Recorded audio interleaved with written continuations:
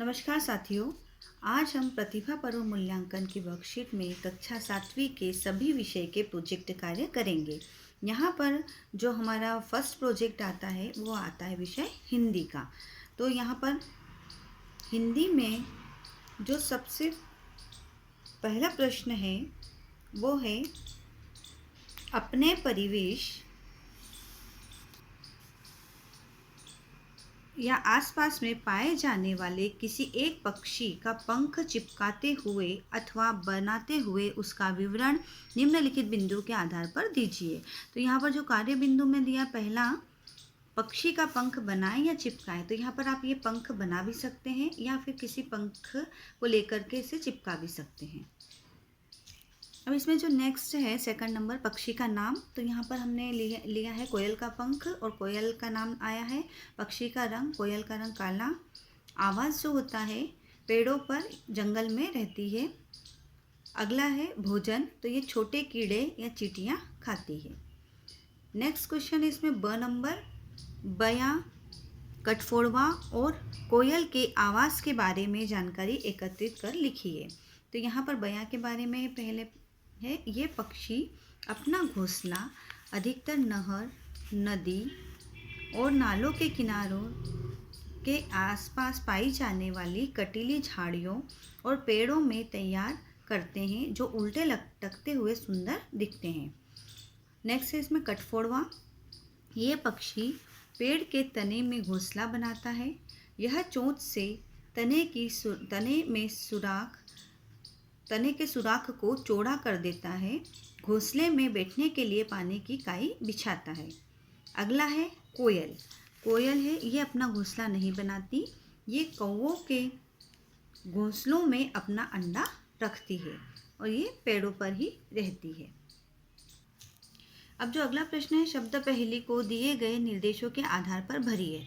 तो यहाँ पर हमने जो भरी हुई है शब्द पहेली, तो बाएं से दाएं में पहले का नागार्जुन है, तीसरे का है रण, उसके बाद फोर्थ पे है जर्जर, फिर 7 नंबर पे हमने लिखा है जामुनी। उसी प्रकार ऊपर से जो नीचे ये अपने को वर्क की दी हुई है, तो ऊपर से नीचे में गुस्से का भाव, तो यहाँ पर है नाराज, दूसरे नंबर पे है नर, फिर 5 पे है रजनी और 6 पर है नीला।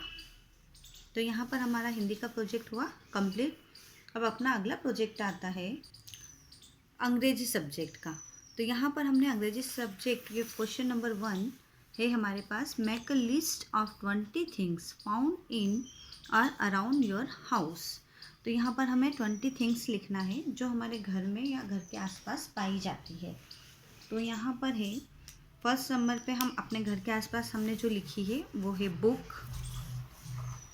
घर में और घर के आसपास जो भी चीज़ें हैं, तो हमने जो 20 लिखी है उसमें first book, copy, pen, television, pencil, radio, trees, wood, chair, box, kettle, table, houses, bag, watch, bottle, bangles, mirror, oil, comb. Next question number B है, using any 10 of the above items complete the following table. इसमें हमें पूरी table बनाना है। उसमें जो हमने लिखी है 20 में से 10 हम यहाँ पर 9 लिखेंगे और 9 के यूजेज है और वो जो थिंग्स इंडोर है या आउटडोर ये भी हमें बताना है। तो यहाँ पर फर्स्ट पे हमने लिखी है बुक। बुक होती है फॉर रीडिंग के लिए, पढ़ने के लिए हम उपयोग करते हैं और इंडोर है। पेन राइटिंग के लिए indoor, trees for fresh air outdoor, chair for sitting indoor, 5th पे watch for watching time indoor, 6 kettle में आप cow buffalo for milk outdoor, television for entertainment indoor, wood for furniture outdoor, copy for writing indoor, oil for cooking indoor. अब यहाँ पर हमें next question number 2 है, draw a picture of a rainbow and colour it, write the names of the colours in a rainbow. तो यहाँ पर rainbow का diagram आप लोग बना लीजिए। और नेक्स्ट जो इसके 7 कलर्स है, violet, indigo, blue, green, yellow, orange and red. Next इसमें बी क्वेश्चन पूछा है, right 5 sentence about the rainbow. तो यहाँ रेनबो के बारे में हमने 5 सेंटेंस लिखे हैं। Rainbow has 7 colours. The shape of rainbow is arc. Rainbow comes after a rain. The pattern of colors starts with red on the outside. The 7 colors that exist in a rainbow are violet.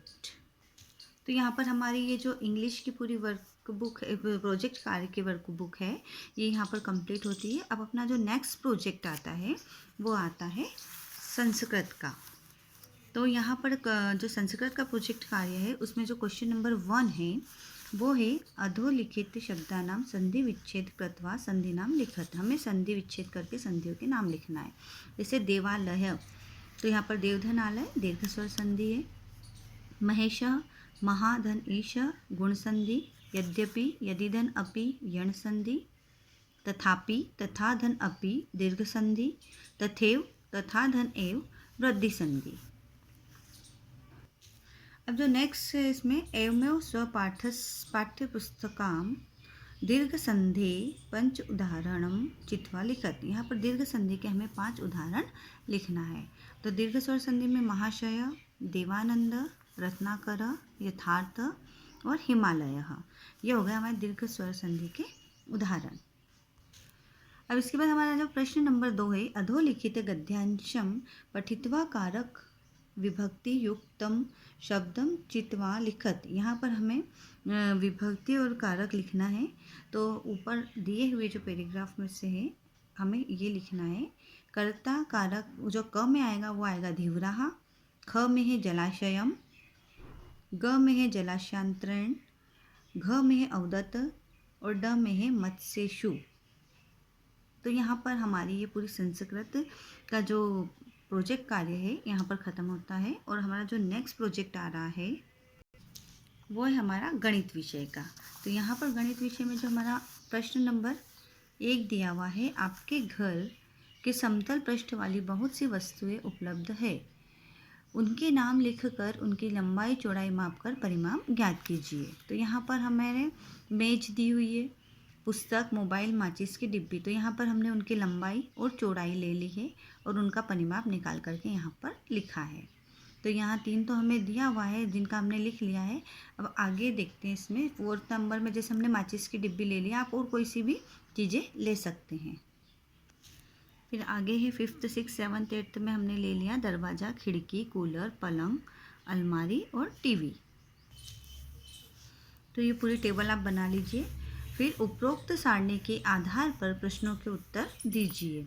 तो यहाँ पर है आयताकार वस्तु का परिमाप ज्ञात करने का सूत्र क्या है। तो यहाँ पर आयत का परिमाप बराबर 2 गुना लंबाई धन चौड़ाई। किस वस्तु का परिमाप सबसे अधिक है। तो अलमारी का परिमाप सबसे अधिक है। किस वस्तु का परिमाप सबसे कम है। तो माचिस की डिब्बी का परिमाप सबसे कम है। सबसे अधिक और सबसे कम परिमाप वाली वस्तुओं के परिमाप में कितना अंतर है। तो यहाँ पर 462 का अंतर है क्योंकि जो अलमारी है वो 480 परिमाप है और माचिस की डिब्बी का 18 है। तो माइनस करने पर 462 आता है। अगला प्रश्न है सभी वस्तुओं को उनके परिमाप के मान के अनुसार अवरोही क्रम में लिखिए। तो हमने जो ऊपर परिमाप निकाले हैं उसके आधार पर हमने इनको यहाँ पर अवरोही क्रम में लिख दिया है। अगला प्रश्न आता है इसमें प्रश्न नंबर 2, विद्यार्थी 10 परिवारों के दैनिक खर्च को सारणी में बिंदुवार लिखें तथा उसके आधार पर मासिक खर्च का आकलन कर निम्नलिखित प्रश्नों के उत्तर देवें। तो यहाँ पर परिवार दिए हैं हमें 10। राशन पर आने वाला दैनिक खर्च, जो दिन में पूरा राशन पे खर्च आता है वो हमें लिखना है। दूध पर आने वाला खर्च, सब्जी पर आने वाला और अन्य खर्च, और कुल टोटल खर्चा कितना हो रहा है वो, और कुल मासिक खर्च मतलब माह यदि हमने 30 दिन का लिया है तो पूरा खर्चा हमने यहाँ पर टेबल में बताया है।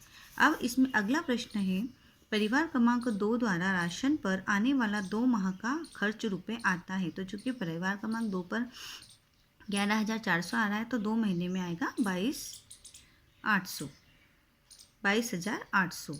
अगला है सभी परिवार द्वारा दूध पर आने वाला कुल खर्च। तो सभी का हमने दूध का टोटल किया तो वो आता है 445।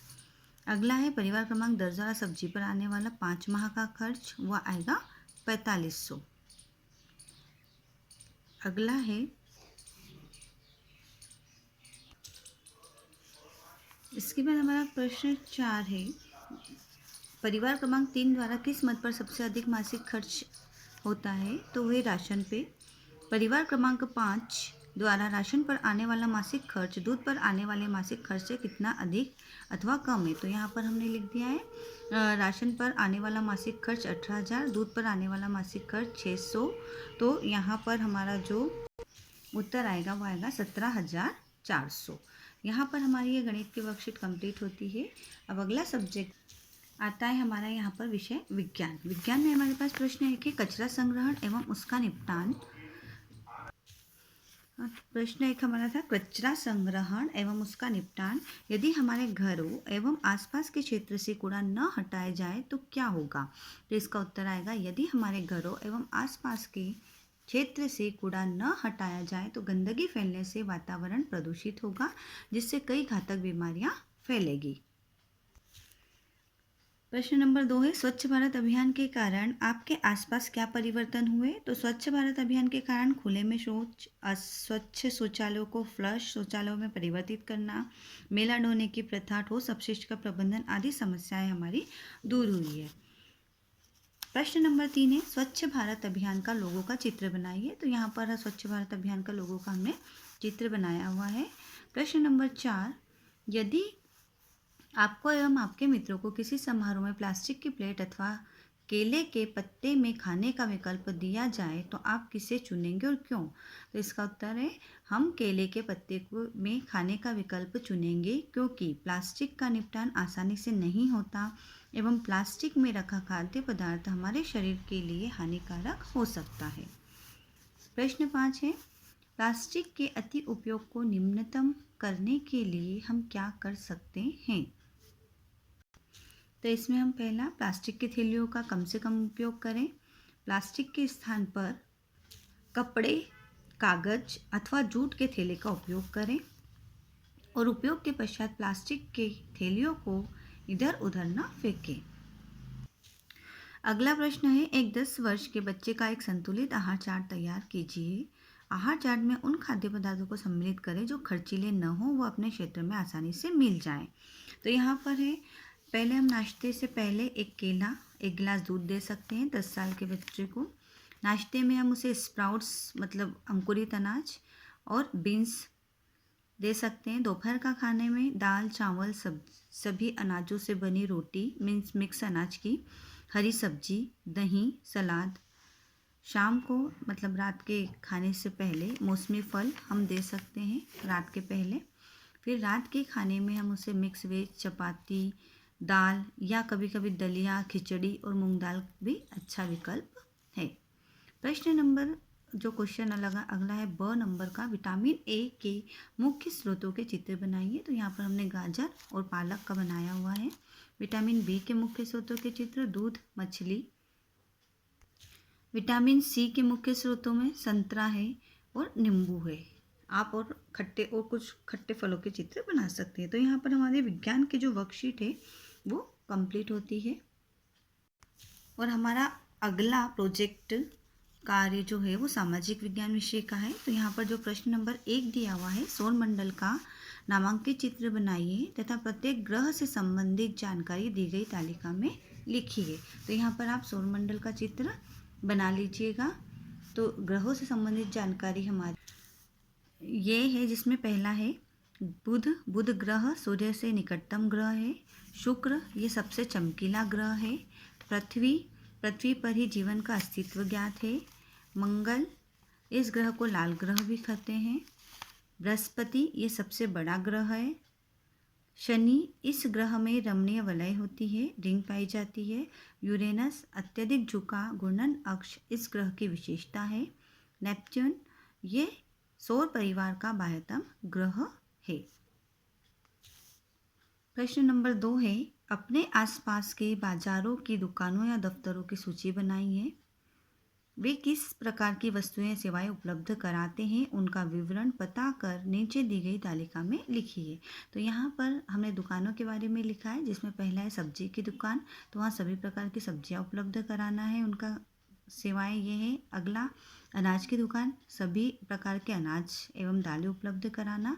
दूध डेयरी, सभी डेयरी उत्पाद उपलब्ध कराना। बेकरी, सभी बेकरी उत्पाद उपलब्ध कराना। अगला है अपना कपड़ा दुकान, सभी तरह के कपड़े उपलब्ध कराना। जनरल स्टोर्स, सभी तरह के कॉस्मेटिक उत्पाद उपलब्ध कराना। आभूषण दुकान, सभी तरह के आभूषण उपलब्ध कराना।